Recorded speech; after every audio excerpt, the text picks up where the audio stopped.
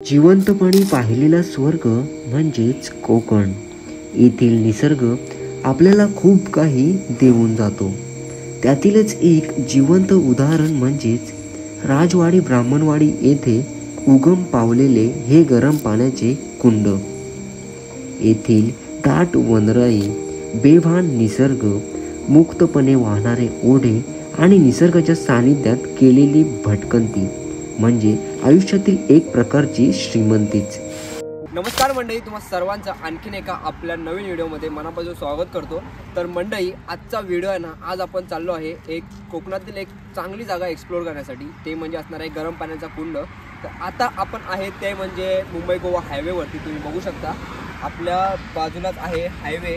तर इथून आपल्याला यायचं आहे आतल्या साईडला. आता आपण आहे गोळवी टप्प्यावरती आणि तिथून आपल्याला आतल्या साईडला हा रोड जातो गोमानेवाडी. तर त्या साईडला यायचं आणि आपल्यासोबत आहेत आता यश आणि हर्षदीप. तर आता चला आपल्या व्हिडिओला सुरुवात करूया.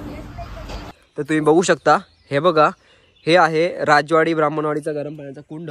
तर इथे येण्यासाठी ना मित्रांनो, आपल्याला हायवेमधून लेफ्ट मारून यायचं आहे आणि आतमध्ये आल्यानंतर हा सरळ रोड आहे. सरळ रोडवरती आपल्याला हे असं बघायला मिळतं. तर इथून आपल्याला जायचं आता खाली. तर आता आपण सुरुवात करूयात इथून या स्टेप्स उतरायला. येथून जात असताना आपल्याला निसर्ग अनुभवता येतो. येथील पक्ष्यांचे आवाज आणि खूप काही बघू शकता. इथे आपल्याला पक्ष्यांचा आवाज देखील ऐकायला येतोय. मस्त वाटतं मित्रांनो इथे. एवढ्या आपण या निसर्गरम्य वातावरणात आहे ना, खूप म्हणजे खूपच भारी वाटतं. आणि हा लोकेशन एवढा बेस्ट आहे ना मित्रांनो, खरंच. जर तुम्ही हा व्हिडिओ बघत असाल ना, तर या व्हिडिओला आणि या ठिकाणी मित्रांनो एकदा तरी नक्की या. कारण की आता आपण जे बघणार आहोत ना, ते म्हणजे खूप युनिक गोष्ट आहे. मंडळी, आपल्याला इथं बघा, हा एक छोटासा साप सुद्धा बघायला मिळतोय.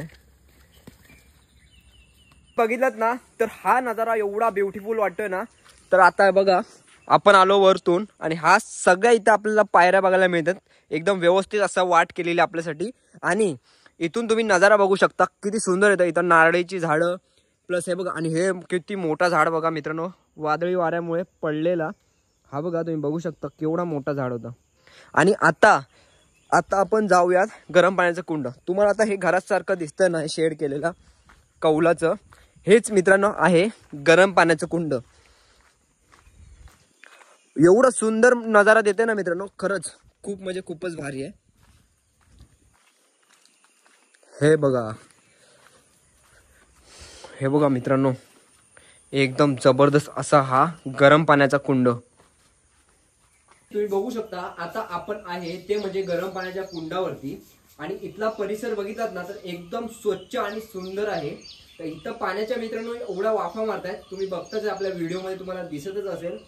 तर हे पाणी मित्रांनो कमीत कमी 70 ते 80 डिग्री सेल्सिअस या तापमानापर्यंत गरम असते. आणि या गरम पाण्याचे फायदे तर मित्रांनो खूपच आहेत. जसं की तुमच्या आता शरीरावरती कोणते आपल्याला मुकामार लागतात, तर त्यासाठी मित्रांनो तुम्ही जर या पाण्यामधला शेक दिलात आपल्या शरीरावरती, तर ते मित्रांनो खूप म्हणजे खूपच बरं होण्याची शक्यता जास्तच असते.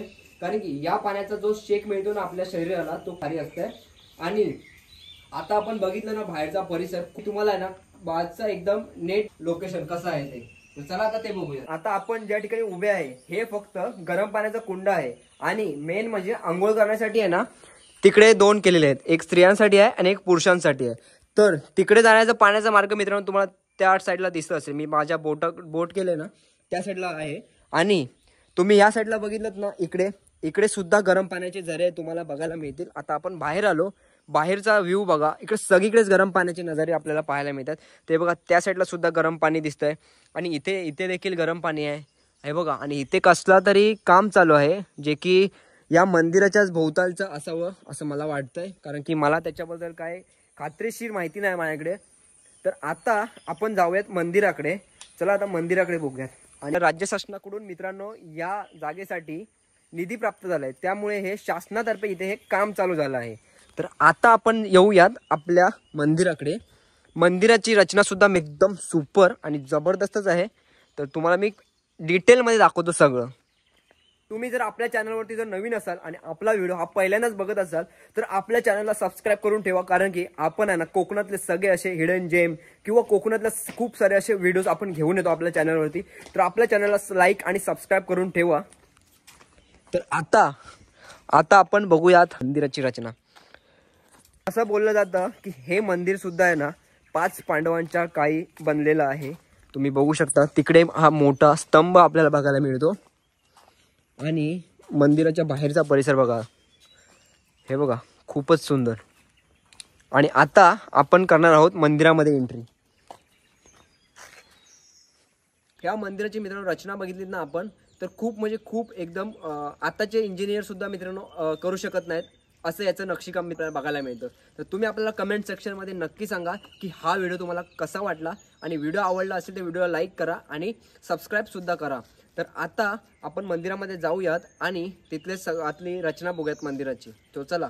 आतमध्ये आल्यावर आपल्याला येथे शंकराची पिंडी पाहायला मिळते. आणि आता आपण इथून बाहेर येऊयात. आणि इकडे आहे मित्रांनो नंदी महाराज, हे बघा इथे. आणि आपल्याला इथे आतमध्ये बघायला मिळतात गणपती बाप्पा, ते बघा गणपती बाप्पांचं दर्शन घ्या मित्रांनो. आणि इथून आता आपण तुम्हाला मी बाहेरची रचना दाखवतो. आणि मित्रांनो हे बघा, तुम्ही बघाल ना तर हे मित्रांनो हे सगळे आहेत ना हे लाकडी खांब आहेत, जे की खूप जुने आहेत. खूप जुने म्हणजे खूपच, तुम्हाला समजेलच याच्यावरून. हे खूपच जुने असे हे लाकडी खांब आहेत. आणि तुम्ही वरची रचना बघितलीत ना, हे बघा, हे बघा कोरीव काम बघा, प्रत्येक नक्षीवरलं कोरीव काम बघा कसं एकदम सुंदर आणि सुरेख असं कोरीव काम केलेलं आहे. आपण बघूया नक्षीकाम. तुम्ही बघाल ना ह्याच्यावरती, हे बघा नक्षीकाम बघा कसं आहे, खूप म्हणजे खूपच जुनं असं हे मंदिर. चला आता बाहेर जाऊयात. आता इथे हे 4 खांब तुम्ही बघू शकता, 4 खांब आपल्याला दिसतात. ते मंडळी पूर्णतः लाकडाचे आहेत. सागाचं लाकडू यूज केलेलं मित्रांनो आहे असं हे मंदिर. पूर्ण सागाच्या लाकडांवरती मंदिर उभं आहे. खूपच सुंदर असं हे मंदिर आपल्याला आज पाहायला मिळालं. तुम्हाला कसं वाटलं मित्रांनो हे मला कमेंटमध्ये नक्की सांगा. आता आपण जाऊयात गरम पाण्याच्या कुंडाकडे, तिथे आंघोळ करूयात आणि मग आपण तिकडून निघूयात. आता आपण बघू शकतो इथे आहेत ना आता इथले गावातले ग्रामस्थ, तर आता त्यांना आपण जरा विचारूया की या मंदिराबाबत आणि इथलं थोडं आपल्याला माहिती द्या म्हणून. बाबा तुमचं नाव कसं पहिलं सांगा. माझं नाव पुरुषोत्तम लिंगायत राजवाडी. अच्छा. हा जो एरिया आहे हा शिवाजी महाराजांचा आहे. हे सोमेश्वर मंदिर स्वयंभू स्थान आहे. ह्या गरम पाणी, ह्या गरम पाण्याची देवाला 2 टाइम आंघोळ लागते. ह्या गावाचं नाव राजवाडी, म्हणजे पूर्वी चालुक्य राजा होता त्याचा गाव आहे. आणि त्याने देवाचं सगळं केलंय, त्या इनाम जमिनी वगैरे त्यानं लोकांना दिलेली आहे. आणि त्यातून ह्या देवाचं सगळं होतं. महाशिवरात्र श्रावण सोमवार सप्ताह असतो, महाशिवरात्र 3 दिवस उत्सव असतो, असं ह्याची व्याख्यायिका आहे सगळी. पण हे जागृत स्वयंभूस्थान आहेत. 5 पांडवांनी एका रात्रीत बांधली, त्यापैकी हे लिंग आहे. असं म्हणजे 5 पांडवांनी बांधलेलं आहे. म्हणजे तुम्ही इथे पूजा करता नेहमी. इथून पाणी सप्लाय त्या कुंडात नेणार आहे. म्हणजे सकाळी पूजा करताना गरम पाण्यानेच आंघोळ करता. सकाळ संध्या 2 टाइम गरम पाण्याचीच आंघोळ लागते त्याला. त्याच्यामुळे ह्या कुंडात कपडे बुडवायचे नाही, पाय बुडवायचे नाही, अंगाचं पाणी बुडवायचं नाही, एवढं स्वच्छ राखावं लागतं असं. अच्छा मित्रांनो, खरं म्हणजे ना इथे खरंच आता या जागेचा खूप विकास होत चाललाय. आता शासनातर्फे याला निधी सुद्धा मिळालाय आणि आता इथलं हे पर्यटन स्थळ एक म्हणून होणार आहे. तर आपला व्हिडिओ मित्रांनो तुम्हाला आवडला असेल तर व्हिडिओला लाईक करा आणि सबस्क्राईब करायला सुद्धा विसरू नका. मंडळी या ठिकाणी आहे ना खूप लोक आवर्जून येतात. आणि मेन म्हणजे काय माहिती आहे, हे ठिकाण आहे ना लोकांना ऍक्च्युली माहित नाही नक्की कुठे आहे. तर या व्हिडिओमध्ये तुम्हाला कळालंच असेल की हे ठिकाण कुठून आणि कसं यायचं आहे हायवेवरून. तुम्ही बघू शकता आता आपण जस्ट तिकडून आंघोळ करून आलो, पण तिकडचा पाणी इतका गरम होता ना, इतका गरम, खूप म्हणजे खूपच. जसं की आपण आपला तुरळचा जो बघितला हायवेच्या इथेच आहे, त्यापेक्षा मित्रांनो खूप जास्त पटीने इथलं पाणी गरम असतं. आणि आपल्याला हे पाणी इथलं अंगावरती पण घेता येत नव्हतं, तरी पण आपण कसं ना कसं करून मित्रांनो घेतला. आणि इथले हे लोक बोलत होते की जेवढा जास्त थंडावा असेल तेवढा जास्त गरम पाणी येतं. नदीला येतं ना तेव्हा इकडे पाणी जास्त गरम असतं. झरे डुबतात, झरे तुंबतात, ते जास्त प्रवाह गरम पाण्याचा ह्या झऱ्यातून जास्त प्रवाह येतो. तर मंडळी आपल्याला यशने खूप चांगली माहिती दिली असे ते बोलले. यशने खूप आपल्याला चांगली माहिती दिली. आपले व्हिडिओ आवडला असेल तर व्हिडिओला लाईक करा आणि सबस्क्राईब करा आणि शेअर